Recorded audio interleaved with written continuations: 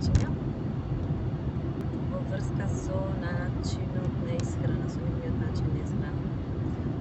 Па лоши навики сум имала јас дефинитивно. Она што го гледам како недостаток кој што го коригирам во изминатиот период беше како млада мајка, студентка.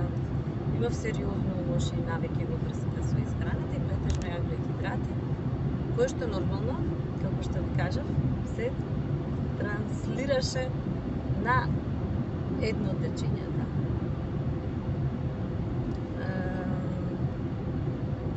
Сега, да, притискав на почеток. Сега веќе,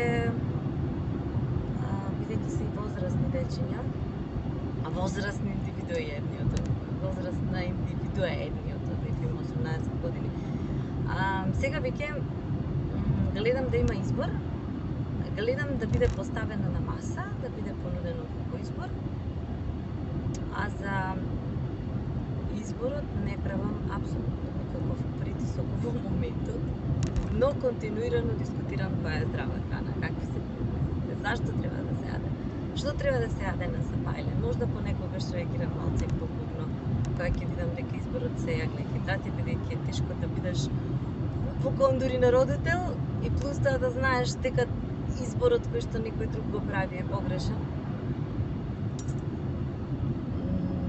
Позитивните промени се факт и сметам дека вистинскиот начин е да се остави детето слободно, а макар понекогаш и да се случи да